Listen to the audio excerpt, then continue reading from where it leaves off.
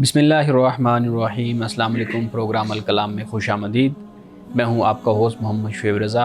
नाज़रीन किराम, ये प्रोग्राम जो सिटी न्यूज़ नेटवर्क और इदारा फ़िक्र जदीद के इश्तराक से शुरू किया गया, इसके पहले हिस्सा में हम कुरान करीम की कुछ आयात को समझने की कोशिश करते हैं और दूसरे हिस्सा में अपने आहद के नुमाइंदा सियासी, समाजी, मजहबी मौज़ूआत पर पैदा होने वाले सवालात के जवाबात एक नए नुक्ता नज़र से जानने की कोशिश करते हैं। हस्ब साबिक हमारे साथ शरीक गुफ्तगू हैं जनाब मोहम्मद अमानत रसूल साहब। हमारे साथ बहुत शुक्रिया आपके वक्त का। मेरी मामलत के लिए मौजूद हैं मिस नौरीन साहिबा। Thank you so much madam. नाज़रीन किराम, आपकी स्क्रीन पे हमारा व्हाट्सएप नंबर आ रहा होगा, आप अपने सवालात उस व्हाट्सएप नंबर पर भेज सकते हैं। हम इंशाल्लाह आपके सवालात को ज़रूर एड्रेस करेंगे। गुज़िश्ता प्रोग्राम में हमने बात की थी हज़रत सालेह अलैहिस्सलाम। हज़रत सालेह अलैहिस्सलाम का हमने मुख्तसर तारुफ़ जो कुरान करीम बयान करता है, हमें मिलता है, उस पर हमने गुफ्तगू की थी। आज हम अमानत रसूल साहब बताइएगा कि हज़रत सालेह अलैहिस्सलाम पे जो आयात हैं उन पे आप गुफ्तगू करेंगे। अपने गुफ्तगू का आगाज़ कीजिए। बिस्मिल्लाहिर्रहमानिर्रहीम। कल हमने कौम समूद का तारुफ़ और इसी ज़िमन में हज़रत सालेह अलैहिस्सलाम और आपकी ऊँटनी का ज़िक्र हमने किया था और उसकी तारीख़ और पस मंज़र मैंने बयान किया था। तो आज कुरान मजीद यानी सूरतुल आराफ़, इसमें जो बयान किया गया कौम समूद के हवाले से, उसका हम मुताला करते हैं। आयत नंबर 73 है। फरमाया वैला समूद अखाहुम सालिहा, और समूद की तरफ हमने उनके भाई सालेह को भेजा, हज़रत सालेह अलैहिस्सलाम को। भाई इसलिए कहा कि हम कौम थे, हम वतन थे और ख़ानदान से भी ताल्लुक़ था। वहाँ पर आखिर आपके ख़ानदान के दीगर अफराद, रिश्तेदार भी वहाँ पर मौजूद थे और ख़ास तौर पर कौम का फ़र्द होने के नाते हज़रत सालेह को भाई कुरान मजीद ने कहा और भेजा कौम की तरफ। यानी सबसे पहले कौम ही का हक़ होता है। अल्लाह सुब्हानहु व तआला किसी नबी और रसूल को उसकी कौम की तरफ मबऊस फरमाता है। क़ाल या कौम अब्दुल्लाह मा लकुम मिन इलाहिन गैरु। अल्लाह की तरफ से सबसे पहले जो हुक्म अंबिया अलैहिमुस्सलाम और रसूल को मिलता है वो ये है कि अल्लाह की इबादत करो। हज़रत सालेह ने भी यही फरमाया कि अल्लाह की इबादत करो और मा लकुम मिन इलाहिन गैरु, तो उसके सिवा तुम्हारा कोई भी माबूद नहीं है, इबादत के लायक सिर्फ़ अल्लाह की ज़ात है। क़द जाअतकुम बय्यनतुम मिर रब्बिकुम, तो तुम्हारे पास तुम्हारे रब की तरफ से एक खुला निशान आ गया है। आयत बय्यना ये आ गई है। हाज़ी नाक़तुल्लाहि लकुम आयतन फ़ज़रूहा ताकुल फ़ी अर्दिल्लाहि वला तमस्सूहा बिसूइन फ़याख़ुज़कुम अज़ाबुन अलीम। और ये अल्लाह की ऊँटनी तुम्हारे लिए एक निशानी के तौर पर है। यानी ये अल्लाह ने निशानी उतारी, बस इसको छोड़ दो कि वो खाए अल्लाह की ज़मीन में और इसको कोई नुकसान न पहुँचाना। ये निशानी आ गई। अब ये दर हकीकत जब निशानी आती है तो इससे मकसूद क्या है? इससे मकसूद ये है कि ये कौम अपनी गलत हरकत से, अपने जुल्म और शिर्क से बाज आ जाए। यानी मामला सिर्फ़ ये नहीं है कि अल्लाह की इबादत है, मामला इसके साथ ये भी है कि जो अल्लाह के आकाम हैं माशरती सतह पर, इज्तिमाई ज़िंदगी के हवाले से और इनफरादी ज़िंदगी के हवाले से, उसकी पैरवी करना, जिनका ताल्लुक़ इंसानों के साथ भी है और जिनका ताल्लुक़ इंसान के अपने आसपास के माहौल से भी है। तो ये फरमाया। अब इसके बाद ये फरमाया कि वरना क्या होगा, तुमको एक दर्दनाक अज़ाब पकड़ लेगा।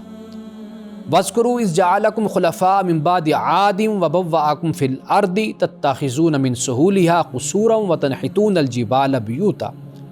और फरमाया याद करो जब कि खुदा ने आद के बाद तुमको उनका जानशीन बनाया। यानी हज़रत हूद अलैहिस्सलाम की जो कौम थी, कौम आद, हम पहले उसका ज़िक्र कर चुके।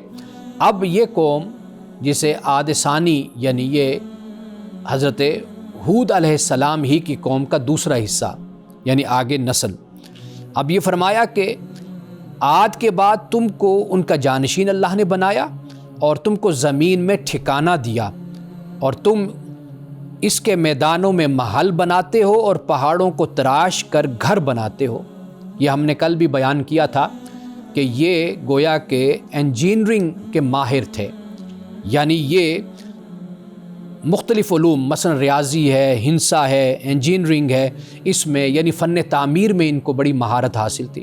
سورۃ الشعراء میں بھی اس کو بیان کیا گیا اور سورۃ الفجر میں بھی اس کو ذکر کیا گیا۔ تو اب یہاں پر اللہ پاک ہی فرماتا ہے فَاذْكُرُوا آلاء اللّہ، تو یاد کرو اللہ کی نعمتوں کو، وَلَا تَعْثَوْا فِي الْأَرْضِ مُفْسِدِينَ، اور زمین میں فساد کرنے والے بن کر مت پھرو۔ زمین سے مراد وہی معاشرہ، وہی خطہ، وہی ٹکڑا زمین کا جہاں پر یہ لوگ رہتے تھے۔ تو اللہ سبحانہ و تعالیٰ نے حضرت صالح علیہ السلام کے ذریعے سے ان کو یہ تعلیم دی کہ بھئی ان حرکتوں سے باز آ جاؤ، اس لیے کہ جب انسان کو خوشحالی ملتی ہے، اللہ کی طرف سے نعمتیں ہوتی ہیں، تو یہ ایک امکان کی صورت پیدا ہو جاتی ہے کہ انسان پھر اپنے اختیار کو، اپنی دولت کو، اپنے وسائل کو غلط بھی استعمال کر سکتا ہے۔ حضرت صالح علیہ السلام کی قوم کا یہ کردار تھا، تو لہٰذا اللہ سبحانہ و تعالیٰ نے حضرت صالح علیہ السلام کے ذریعے سے ان کو متنبع کیا، ان کو خبردار کیا۔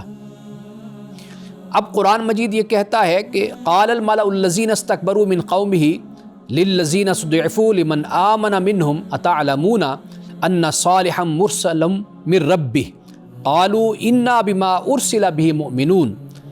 ان کی قوم کے جو بڑے تھے، جو گھمنڈ میں مبتلا ہوئے تھے، تکبر میں مبتلا ہوئے تھے، وہ ان مومنین سے بولے جو ناتواں تھے، کمزور تھے، اور ان کو کمزور طبقہ خیال کیا جاتا تھا، ان سے کیا کہا، کیا تمہیں یقین ہے کہ صالح اپنے رب کے بھیجے ہوئے؟ یعنی یہ ایک تمسخر کا انداز تھا۔ اور پھر اس کے بعد انہوں نے کیا جواب دیا، کہا ہم تو جو وہ لے کر آئے ہیں اس پر ایمان رکھتے ہیں، یعنی بے شک ہم کمزور ہیں اور ادنا طبقہ ہیں، لیکن حضرت صالح علیہ السلام جو پیغام ہمیں دے رہے ہیں وہ پیغام سچا ہے، حق پر مبنی ہے، تو لہٰذا ہم اس پر ایمان رکھتے ہیں۔ اب وہ متکبر لوگ کیا کہنے لگے کہ ہم تو اس چیز کے منکر ہیں جس پر تم ایمان لائے ہو، یعنی ہم تو اس کو نہیں مانتے۔ یہ جو لہجہ اور انداز گفتگو کا ہے، یہ ایسا ہے کہ ایسے لوگوں کے سامنے بڑی سی بڑی دلیل اور ثبوت اور برہان بھی لا کر پیش کر دیا جائے تو یہ کبھی ایمان لانے والے نہیں ہیں۔ کیوں؟ اس لیے کہ یہ متکبر ہیں، استکبار کرنے والے ہیں۔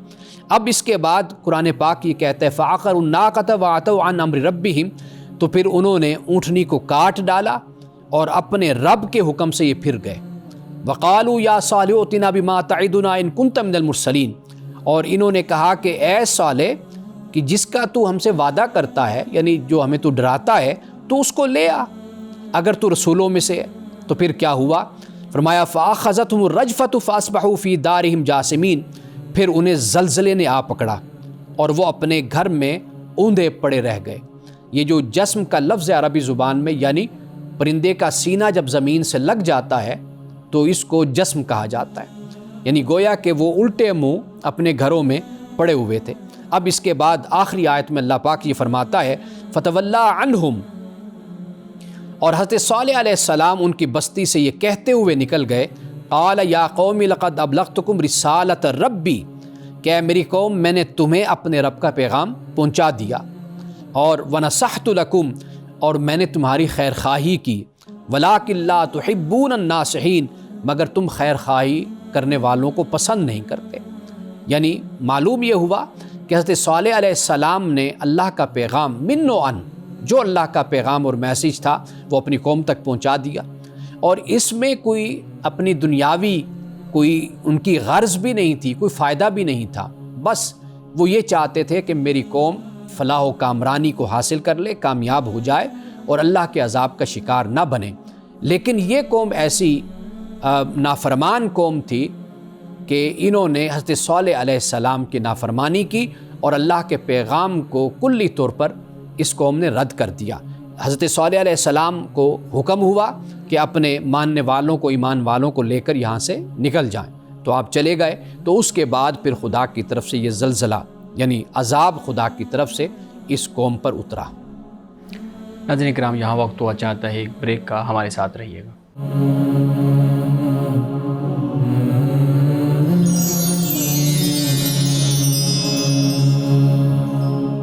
ویلکم بیک ناظرین. ہمارے صاحب حضرت صالح علیہ السلام کی قوم, بڑا ہم مختلف اقوام کے واقعات کو پڑھ رہے ہیں تو انسان پہ ایک ہیبت طاری ہو جاتی ہے. وہ حیران ہو جاتا ہے کہ کیسے ان اقوام نے خدا کے پیغام کو جھٹلایا اور پھر کیسے ان کو جو ہے نا وہ عذاب میں مبتلا کر دیا گیا. اچھا, ایک چیز میں سمجھنا چاہ رہا ہوں کہ جب خدا کا انکار کیا اور وحدانیت کا انکار کر دیا, حضرت صالح علیہ السلام جو خدا کی نشانی تھی اونٹنی, اس کو مار ڈالا, اس کی ٹانگیں جو ہے نا وہ کاٹ دیں, تو پھر ان کو 3 دن کی مہلت کیوں ملی؟ اب انکار اور جو اپنی وہ ہٹ دھرمی تھی وہ تو ان کی ثابت ہو گئی اسی دن, لیکن اس کے بعد اللہ رب العزت 3 دن کی مہلت کیوں دی اس عذاب آنے کے لیے؟ اس میں جو حکمت ہے وہ یہ ہے کہ تاکہ اتمام حجت کر دی جائے اس طریقے سے کہ ممکن ہے کہ اس کے بعد ان میں سے کوئی پچھتاوا ہو, کسی کو پشیمان ہو اور وہ واپس پلٹے. ایک تو یہ اس میں حکمت نظر آتی ہے.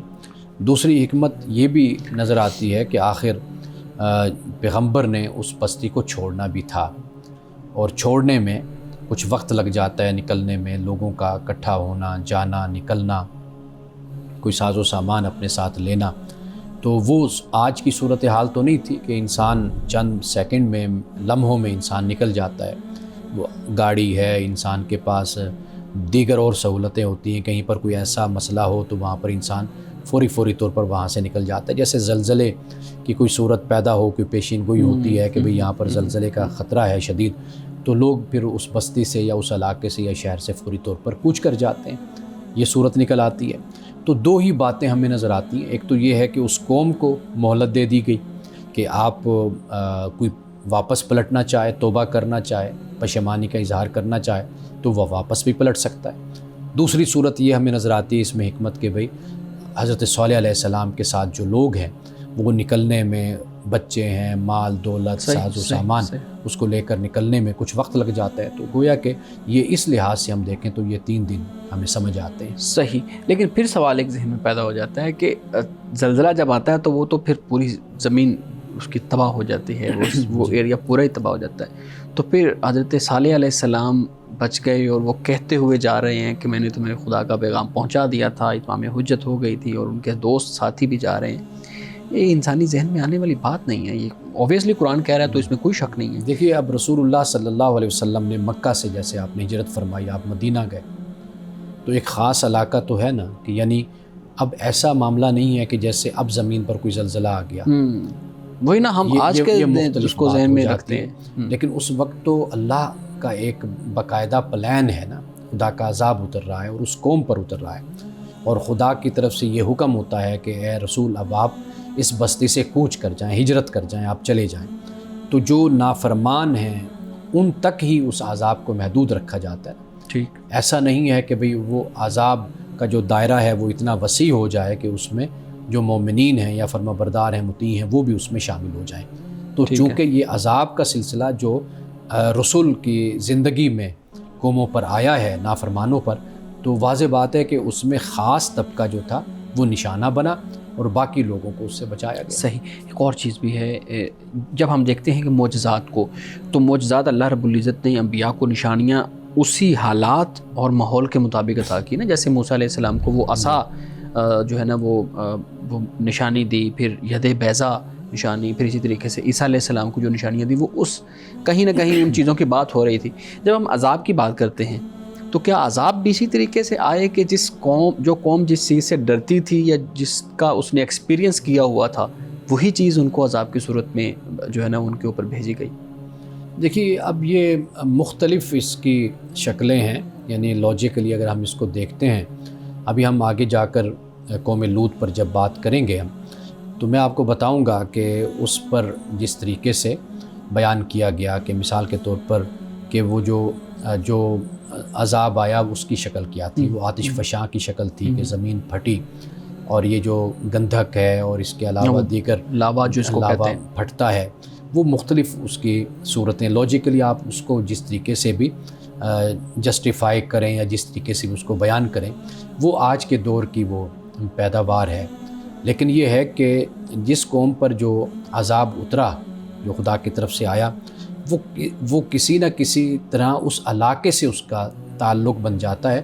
یعنی مثال کے طور پر کہیں پر بارش کا برسنا ہے, طوفان کا آنا ہے, کہیں پر پتھروں کے حوالے سے ہے, کہیں پر جیسے یہاں پر زلزلہ ہے.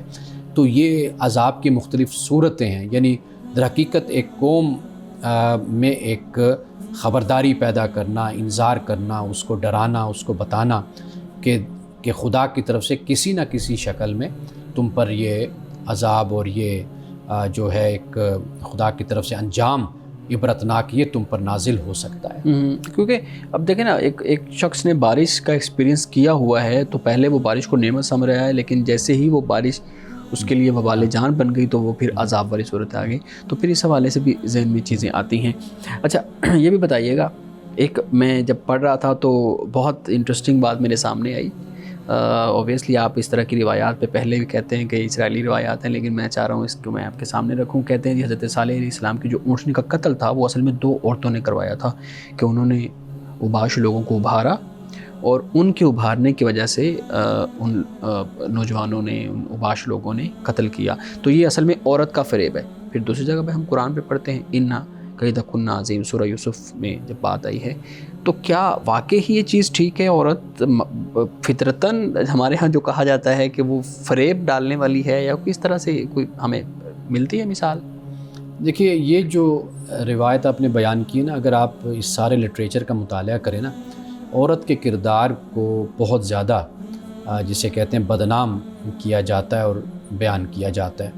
یعنی مثال کے طور پر آدم سے جو غلطی ہوئی جی وہ اس میں بھی یہی کہا جاتا ہے کہ اس کا سبب بنے. تو یہ اسرائیلی روایات بھی ہیں, اور بدقسمتی سے جو گزشتہ الہامی کتب ہیں ان میں بھی یہ چیزیں شامل کر دی گئیں اور یہ چیزیں ہمیں وہاں سے ملتی ہیں. ایک تو یہ بات ہے. دوسرا یہ ہے کہ جو جھگڑے ہیں یا انسانی تاریخ میں ہمیں قتل ملتے ہیں, وہ صرف یہ نہیں ہے کہ عورت کا مسئلہ ہو یا عورت کی بات ہو. وہاں پر جسے کہتے ہیں مال اور دولت کی وجہ سے بھی انسان آپس میں لڑے ہیں, انسان اقتدار کی وجہ سے بھی لڑے ہیں, کسی اور وجہ سے بھی انسانوں میں لڑائی اور جھگڑے ہوئے ہیں. عورت کو جب ہم تاریخ میں دیکھتے ہیں, مثال کے طور پر اگر ہم الہامی کتب میں دیکھتے ہیں, قرآن مجید کو جب ہم دیکھتے ہیں تو ہمیں دونوں طرح کے کردار نظر آتے ہیں. حضرت نوح علیہ السلام کی بیوی حضرت لوط علیہ السلام کی بیوی بھی ہے. آپ دوسری طرف دیکھتے ہیں کہ حضرت ابراہیم علیہ السلام کی سارہ ہیں, ہاجرہ کو دیکھ لیجئے کیا قربانیاں ہیں ان کی دین اسلام کے لیے. آپ اس کے علاوہ حضرت آسیہ کو آپ دیکھ لیجئے, ان کا کردار ہمارے سامنے آتا ہے. ازواج مطہرات کو دیکھ لیجئے. تو یہ جو کوئی کردار ہے اس کو لے کر ہائی لائٹ کر کے اور پھر باقی پوری صنف پر اعتراض لگا دینا اور اس کو ایک وجہ تان بنا لینا, تو یہ اس کا جو مذہبی متن ہے اس کو سپورٹ نہیں کرتا, اس رویے کو اور اس انداز کو. جہاں تک آپ نے سورۃ یوسف کے حوالے سے بات کی, دیکھیے یہ ایسے ہی ہوتا ہے کہ جیسے آپ کسی سے تنگ ہونا تو آپ یہ کہہ دیتے ہیں کہ آپ لوگ ہوتے ہی ایسے ہیں. یعنی مثال کے طور پر اگر جیسے میں مثال دیا کرتا ہوں کہ باہر اگر کسی پاکستانی نے کسی کے ساتھ کوئی فراڈ کیا تو دوسرا شخص یہ کہے گا کہ تم سارے پاکستانی ہوتے ہی ایسے ہو. کسی ہندوستانی نے ایسا کیا, کسی اور قوم نے ایسا کیا, تو اس کے نام پر یہ ایک الزام لگا دیا جاتا ہے کہ تم لوگ ہوتے ہی ایسے ہو. یہ جو انداز گفتگو ہوتا ہے یہ قرآن کا نہیں ہے, یہ در حقیقت عزیز مصر کا یہ کہنا ہے, غصے میں آ کر کہ انا قید کنا عظیم, کہ تم عورتوں کا جو فریب ہے یہ بڑا فریب ہے, تم عورتیں فریبی ہوتی ہو. وہ غصے کا انداز ہے کہ تم عورتیں ایسی ہوتی ہو. یہ جیسے میں نے آپ کو بتایا کہ آپ کسی بھی قوم کے حوالے سے جب کوئی معاملہ کرتے ہیں, آپ فراڈ اور آپ فریب کھا جاتے ہیں تو آپ کہتے ہیں یار یہ قوم, یہ لوگ ہیں ہی ایسے, اس ملک کے رہنے والے ایسے لوگ ہوتے ہیں. تو یہ ایک سٹیٹمنٹ ہے, اس کا حقیقت سے کوئی تعلق نہیں ہوتا. یہ انسان اپنے تجربے اور مشاہدے کی بنیاد پر ایسی بات کہتا ہے. جو اسرائیلی روایت ہے یہ پورا ایک لٹریچر آپ دیکھ لیجئے کہ اس میں عورت کو ہمیشہ بلیم کیا گیا ہے, کسی نہ کسی طریقے سے عورت کو لایا گیا ہے. ہاں اگر کوئی آپ کے پاس سکھا بات ہے, روایت بات ہے, تو وہ آپ لائیے, پھر اس کو بھی صرف اسی پس منظر میں ہی ہم دیکھیں گے, اس کو اٹھا کر ہم ہر عورت پر اس کو اپلائی نہیں کریں گے. صحیح. ناظرین کرام, یہاں وقت ہوا چاہتا ہے ایک بریک کا, ہمارے ساتھ رہیے.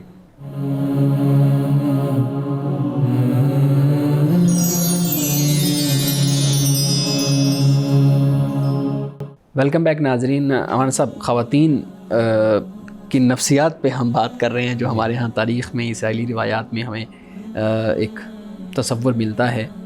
ہمارے ہاں بہت زیادہ اس چیز کو ہائی لائٹ بھی کیا جاتا ہے. ہم سوشل میڈیا کو اٹھا کے دیکھ لیں, اپنے گھروں کے معاملات کو دیکھ لیں, تو کہا جاتا ہے کہ عورت کی نفسیات کو سمجھنا مشکل ہے. ممکن نہیں ہے کہ عورت کی نفسیات کو سمجھا جائے, اور پھر اس کو نیگیٹو بنا کے پیش کیا جاتا ہے, جو میرے خیال میں بڑا سنگین ہے. آپ کی کیا رائے ہے کہ واقعی یہ ٹھیک ہے؟ دیکھیں, اس میں مرد قصوروار ہیں. وہ اپنی بیویوں کو ایکسپوجر نہیں دیتے, ان کو باہر لے کر نہیں جاتے, ان کو ملنے جلنے نہیں دیتے, اجتماعی زندگی میں جو ایکٹیویٹیز سرگرمیاں ہوتی ہیں ان کا حصہ ان کو نہیں بناتے, نہ بننے دیتے ہیں. تو اس میں بھی مرد قصوروار ہیں. اگر وہ اپنی بیویوں کو, ماؤں کو, بہنوں کو, بیٹیوں کو مواقع دیں, ان کو لے کر جائیں اور اچھے مجالس میں, محافل میں, علمی محافل و مجالس میں ان کو بٹھائیں, بیٹھیں, سنیں, اس سے ان کا ایکسپوجر ہوگا, ان کا علم بڑھے گا. جب علم بڑھے گا تو واضح بات ہے کہ پھر وہ جو میاں بیوی کے درمیان ایک فرق ہو جاتا ہے نا, فاصلہ پیدا ہو جاتا ہے, تو وہ فاصلہ پیدا نہیں ہوگا, وہ فاصلہ کم ہو جائے گا. یہ جو اکثر مرد یہ کہتے ہیں کہ جی بیوی کے بارے میں یا عورت کے بارے میں, یہ اصل میں وہ اپنی طرف سے صحیح کہہ رہے ہوتے ہیں, کیونکہ ان کا جو تصور ہوتا ہے نا عورت کے بارے میں, نظریہ اور خیال ہوتا ہے, وہ وہی روایتی نقطہ نظر ہوتا ہے کہ وہ گھر میں رہیں, وہ کچن کو سنبھالیں, اور وہ گھر تک ہی ان کو محدود عورتوں کو ہونا چاہیے, باہر نہیں نکلنا چاہیے, باہر نہیں جانا چاہیے. اور میں نے کئی گھر دیکھے ہیں وہاں پر مرد شاپنگ کر کے عورتوں کی بھی لا رہے ہوتے ہیں, یہ تمہاری چیزیں, اپنی بیوی کو باہر نہ بھیجا جائے.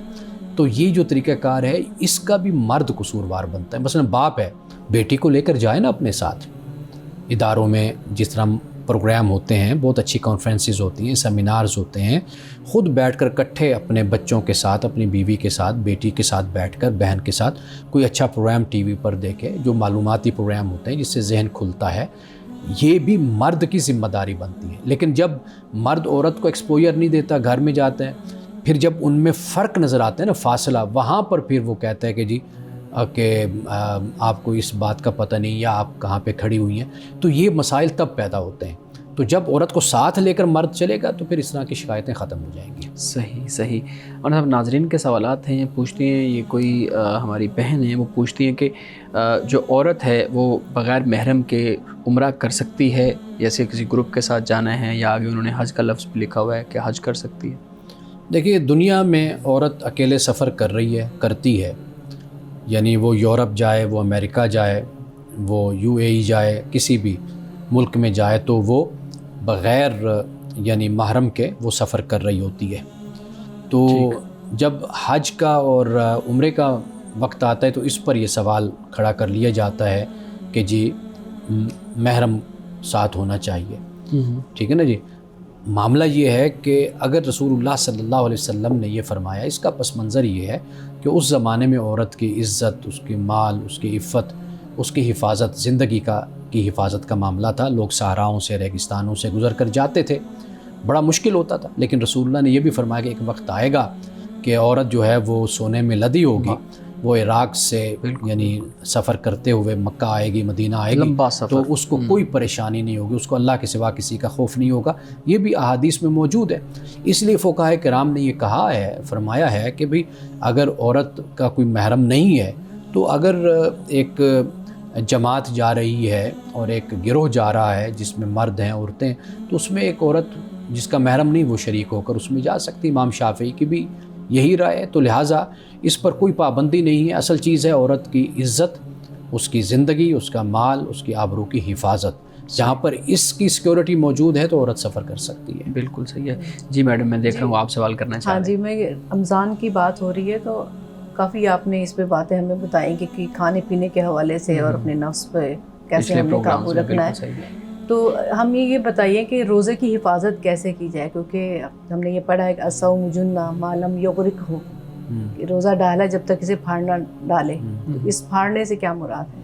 یعنی اس سے مراد یہ ہے کہ پہلے تو اس پر ہم بات کر لیتے ہیں جو پہلے آپ نے بیان کیا جی, کہ روزہ ہم اس کی حفاظت کیسے کر سکتے ہیں. اس کی حفاظت ایک تو یہ ہے کہ جسے آپ کہیں کہ جو نیک اعمال ہیں ان کو سر انجام دینا. انسان زیادہ سے زیادہ وقت اگر نیک اعمال میں گزارتا ہے تو واضح بات ہے کہ وہ برے اعمال سے اپنے آپ کو بچا لے گا. تو روزے کی حفاظت اسی طرح ہوتی ہے.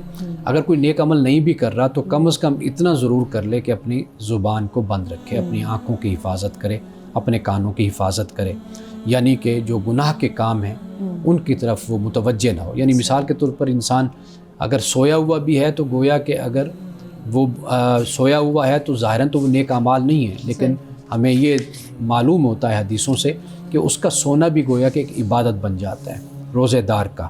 تو اس لیے حفاظت کا طریقہ یہی ہے کہ وہ نیک اعمال سر انجام دے.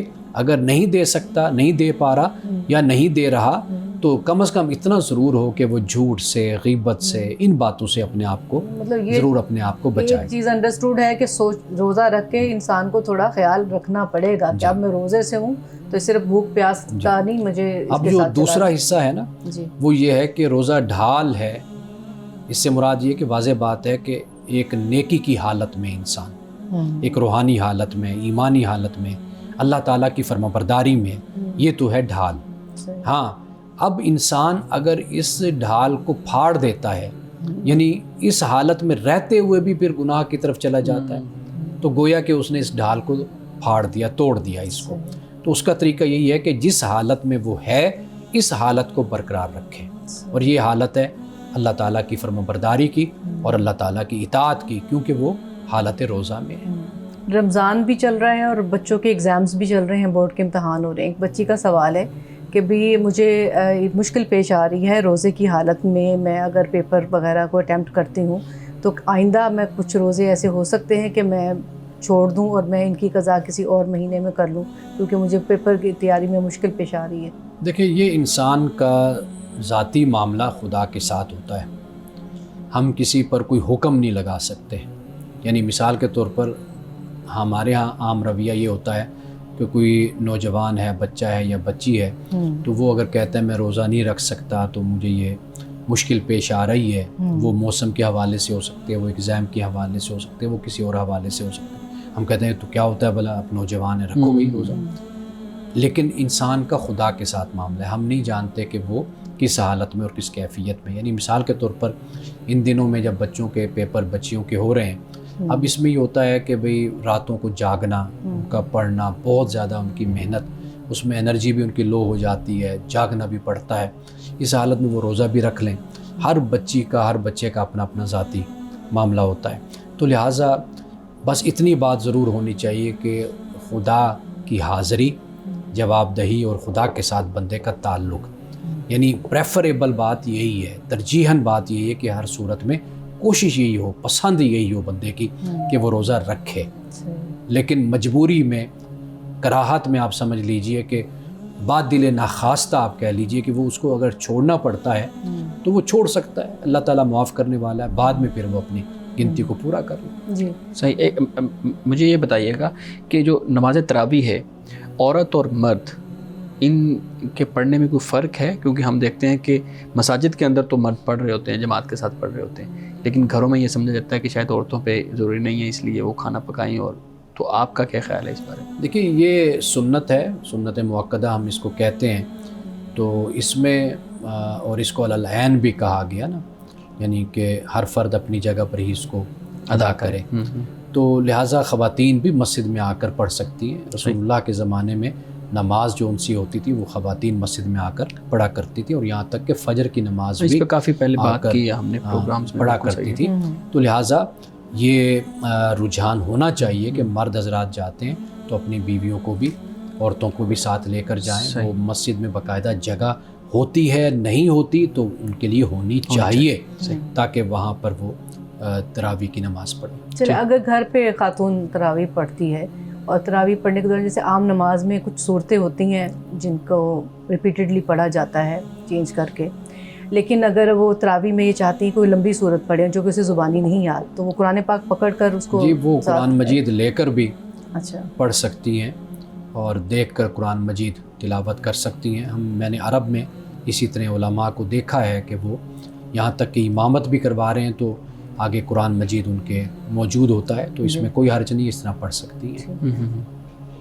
नाज़रीन किराम, यहाँ वक्त हुआ चाहता है एक ब्रेक का, हमारे साथ रहिए।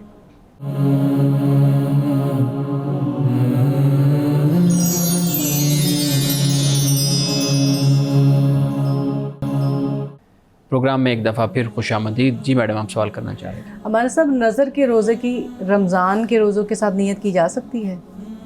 यहाँ पे एक बात आप ये देख लीजिए कि नज़र का जो रोज़ा होता है वो भी इंसान पर लाजिम होता है, फ़र्ज़ होता है जी। यानी जब उसने अल्लाह से एक अहद किया, वादा किया कि मेरा ये काम हो जाए तो मैं बाद में ये रोज़े रखूँगी, वो 2 हों, वो 10 हों, वो 5 हों, जितने भी रोज़े अपनी वसअत के साथ वो अहद करता है या करती है।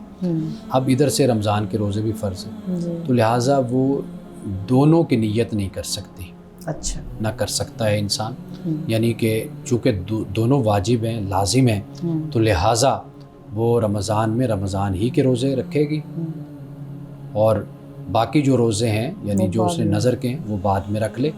तो ये एक ही वक्त में दोनों की अदायगी नहीं होगी। ठीक है।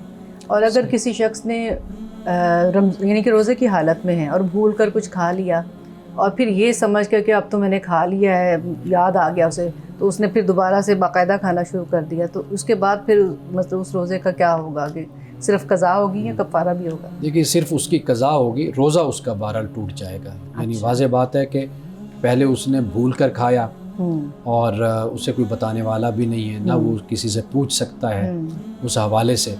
अगर ऐसी कोई सूरत हाल है तो उसमें वो अगर फिर उसके बाद खाना अपना जारी रखता है ये सोच कर कि भाई रोज़ा तो टूट गया मेरा क्योंकि मैंने खा लिया है, तो लिहाजा अब उस पर सिर्फ कज़ा होगी, रोज़ा उसका टूट जाएगा, सिर्फ कज़ा अदा करेगा। ठीक है। सही। ये भी बता दें कि हमारे यहाँ रमज़ान में कुछ ऐसे लोग होते हैं जो खांसी का जिनको मामला होता है या सांस की प्रॉब्लम्स होती है, वो इनहेलर इस्तेमाल करते हैं या वो मशीन जो सांस जो है ना वो आपके अंदर डालती है, नेबुलाइज करने वाला का मामला जो होता है, मैं उसका असल में नाम नहीं लेना चाह रहा था। तो क्या वो इनहेलर इस्तेमाल करना या नेबुलाइजिंग मशीन इस्तेमाल करना, उसमें दवाई डाल के इस्तेमाल करना, ये ठीक है? देखिए, अगर कोई ऐसी सूरत हो ना तो अल्लाह ताला ने इंसान को रुख्सत दी हुई है।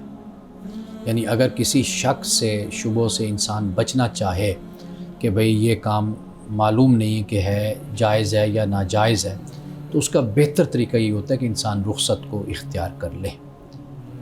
ठीक है ना जी? यानी रमज़ान में अगर कोई ऐसी प्रॉब्लम है तो वो बाद में रमज़ान के अपने रोज़ों की गिनती पूरी कर सकते हैं। एक सूरत ये है। दूसरी सूरत ये है कि ये जितने भी जदीद मसाइल हैं ना, इन पर उलमा का इख्तलाफ है। वो इनहेलर का मामला हो, वो इंजेक्शन का मामला हो या कोई और सूरत बनती हो, तो उसमें वो अपना उसको दोनों आरा उसके सामने हैं। अब या फिर ये तरीका है कि इंसान जिस पर मुतमईन हो, उलमा की जिस राय पर मुतमईन हो, फिर इंसान उसको इख्तियार कर लेता है। सही, ठीक है जी। सवाल कर सकती हूँ? जी जी प्लीज़ आप। जी, अगर एक खातून ने पूछा है कि भाई रोज़े की हालत में है लेकिन रोज़ा इफ्तार होने से कुछ मिनट पहले ही अगर उसको हैज़ आ जाते हैं तो क्या उसका रोज़ा बरकरार रहेगा या नहीं? जाएगा? रोज़ा का जो वक्त है उसके इख्तिताम का, मुकम्मल होने का, वो है सूरज का गुरूब होना। अच्छा। वहाँ उससे पहले पहले अगर ऐसी कोई हालत बन गई तो वो रोज़ा ख़त्म हो गया, ठीक है, इफ्तार हो गया वो रोज़ा। ठीक है। अब वो बाद में उसको रखेगी, ठीक है, यानी उसकी कज़ा के तौर पर। तो लिहाजा यानी सूरज जो टाइम सहरी का है वहाँ से जब ख़त्म हुआ, वहाँ से लेकर सूरज के गुरूब होने तक, यानी रोज़े के इफ्तार का जो वक्त है, उस वक़्त तक अगर कुछ नहीं हुआ तो फिर वो उस दिन का रोज़ा होगा। अगर उससे कुछ देर पहले ही ये हालत तारी हो गई, मामला हो गया, तो उस दिन का रोज़ा चला जाएगा। ठीक है। अयाम 20 के रोज़ों का पूछा गया है कि 13, 14 और 15 के रोज़े जो होते हैं इनको रखा जाता है। अगर किसी का 13 तारीख का रोज़ा रह गया है तो 14 और 15 का रख सकते हैं फिर? देखिए, मामला ये है कि ये रसूलुल्लाह सल्लल्लाहु अलैहि वसल्लम की सुन्नत है जी। आप इस तरह रोज़ा रखा करते थे और कभी नहीं भी आप रखा करते थे जी। और आपकी ये भी सुन्नत है कि सोमवार का रोज़ा भी है, जुमे का भी है, जुमरात का भी है, बुध का भी है, मुख्तलिफ़ दिनों में मुख्तलिफ़ रोज़े आप रख लिया करते थे। जैसे मैंने कई मरतबा बताया कि आप घर तशरीफ़ लाते थे, पूछा करते थे भी खाने को कुछ है, तो वो कहते नहीं है, तो आप फरमाते चलो आज फिर हम रोज़े से हैं। تو آپ نفلی روزہ رکھ لیا کرتے تھے. تو معاملہ اصل میں یہ ہے کہ یوم بید کے جو روزے کہے جاتے ہیں یہ سنت ہے. آپ 13, 14, 15 رکھ سکتے ہیں رکھ لیں, آپ 14, 15, 16 رکھنا چاہتے ہیں آپ وہ رکھ لیں, یعنی جہاں پر آپ کو سہولت ہے آپ اس کو اختیار کر لیں. صحیح. مولانا صاحب ناظرین کی طرف سے ایک بڑا انٹرسٹنگ سوال ہے, پوچھتے ہیں محبت کرنا کیسا ہے؟ اب وہ محبت سے کیا مراد لے رہے ہیں یہ ہمیں بھی نہیں معلوم. دیکھیے محبت جو ہے نا یہ فطری جذبہ ہے انسان کے اندر, اور فطری جذبہ جو ہوتا ہے اس پر اسلام نے کوئی پابندی نہیں لگائی, لیکن اس کا جو صحیح رخ ہے اور جائز رخ ہے وہ اسلام نے در حقیقت انسان کو بتایا ہے. یعنی انسان کی فطری بات ہے کہ ماں باپ سے محبت ہوتی ہے, بیوی بچوں سے ہوتی ہے, شوہر سے ہوتی ہے. انسان کی جو محبت اور تعلق ہے وہ بہن بھائیوں سے بھی ہوتا ہے. یہ سارے رشتے ہیں نا, یہ محبت ہے, یہ انسان میں اللہ تعالیٰ نے رکھی.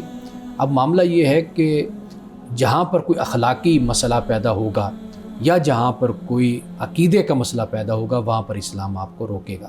یعنی عقیدے کی بات یہ کہ انسان کسی شخصیت کی محبت میں اتنا مبتلا ہو جائے کہ وہ نعوذ باللہ خدا اور غیر خدا کا فرق مٹا بیٹھے. صحیح. ایک یہ حالت ہو گئی.